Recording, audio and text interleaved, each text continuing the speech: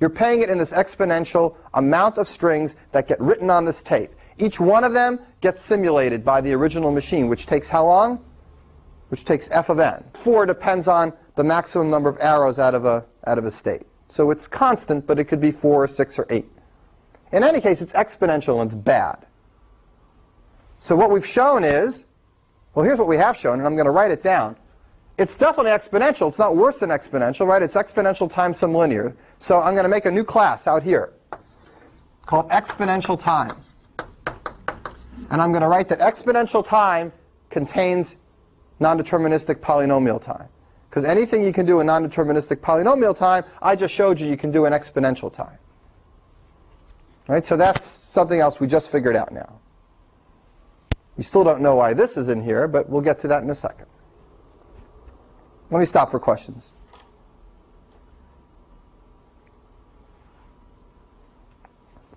All right, so this is at the heart of the P equals NP question. The fact that when you go from non-determinism to determinism, you pay for it with exponential time.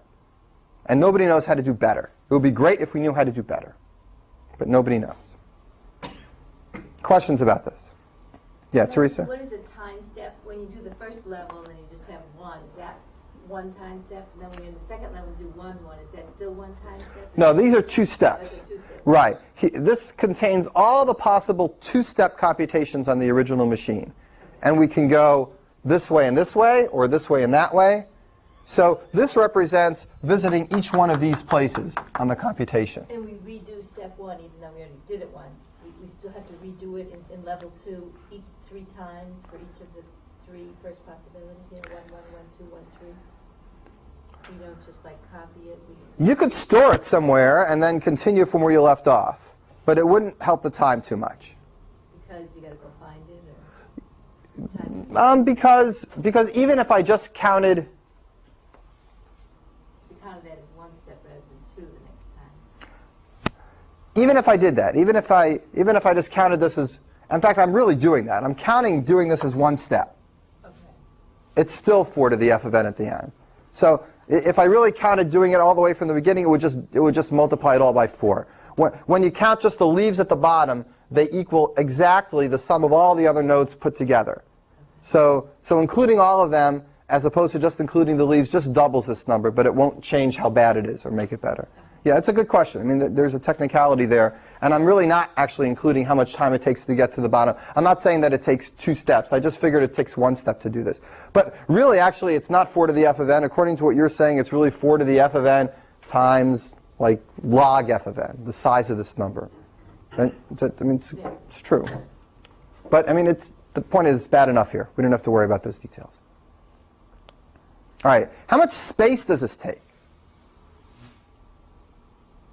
It takes a lot of time, but how much space does it take? I want to convince you that it only takes a polynomial amount of space. And that's why polynomial space contains this.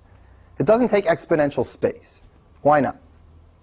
Chris thinks it does, right? It looks like you do, because you're printing out all of these exponential multiplications of... Well, if we really do it like this and print them all out on the tape and then do them 1 by 1, it will take an exponential amount of space, and that's bad. But there's no reason we have to write them all out. Why don't we just have our machine generate them 1 by 1? So it generates 1, 1, and it goes down, and it checks it. And then when it's done, it erases this, and now it generates 1, 2. It never actually keeps them all on the tape at the same time. It just keeps one of them on the tape, erases it, and does the next one. You agree you can do that? OK. So if you do that, then what's on the tape? What's the worst thing that's ever on this tape? How long does this tape ever get?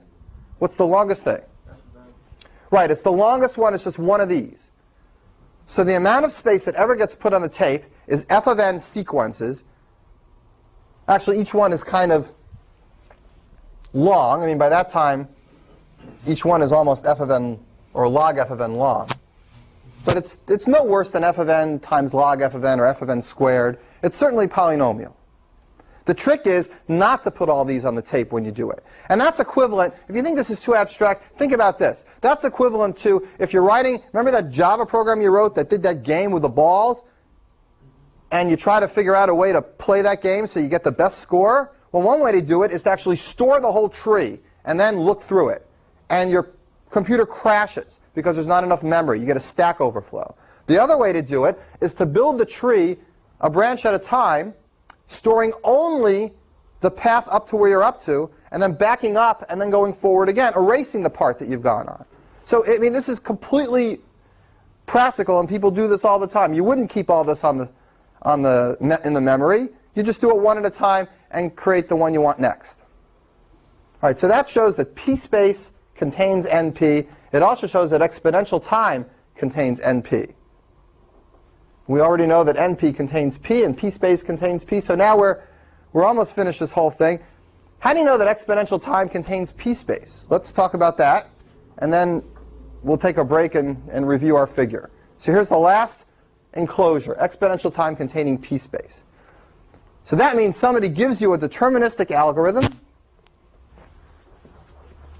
It runs in polynomial space, and you want to simulate it. Here's the tape. A polynomial amount of space is used on this tape, and you want to simulate this Turing machine and figure out what's the worst amount of time it's going to take to simulate this Turing machine. So your gut instinct, before you think too hard about it, should be, well, how do I know? I can just keep running and running. Is there any upper limit at all? And this is a really important point. There is an upper limit, and it's based on a very, very, very crucial idea that comes up again and again when you analyze programs. Here's how I'm going to simulate this polynomial space deterministic machine. I'm just going to run it. And I'm just going to keep track of how much time it takes. Right? So it's running and running, tick, tick, tick, tick, tick, tick, tick, lots of time's going by. But I know that I'm never going to use more than this polynomial amount of space. I run it and run it and run it, and it's not ending. And it runs and runs and runs and runs, and it goes on and on and on, and it runs, and 280 years have gone by, and I left a little note in my will for my kids to keep running it, and it keeps running. So what have I shown? I've shown that polynomial space is contained in infinite time algorithms. Well, that's true. So can we knock it down a little bit better? Can I knock it down for exponential time? Can I leave a little note to my great-great-grandchildren to say, if it ever takes more than this amount of time, stop! You're never going to accept it. That's what I'd like to do. Everyone understand what I'm hoping for? If I can't do that, then I'm really stuck. There's no way for me to have any time bound at all. But what I want to convince you is that if there's a polynomial space bound on your Turing machine, then there's no issue of undecidability or infinite loops. You can always stop at a certain point and know for sure whether the machine is going to accept or not, and here's why. Let's say this machine has 3 states. And let's say it has 2 symbols, 0 and 1, and the blank, of course. So 2 symbols, 0 and 1. And, of course, the blank. So polynomial space means that only a polynomial amount of spaces have 0s and 1s in them ever. Nothing else has been touched.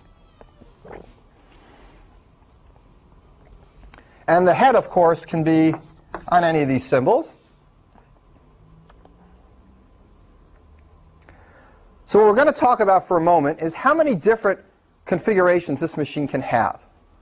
If you turn this machine off, you need to remember what it looked like so you can start it up again. There's only going to be a limited number of configurations the machine can be in. And because of that, if you let it run long enough, it's got to hit all of them. And if it ever goes from 1 and hits that same one again, then you know it's in a loop. Just like the finite state machine hit a loop on the same string of symbols.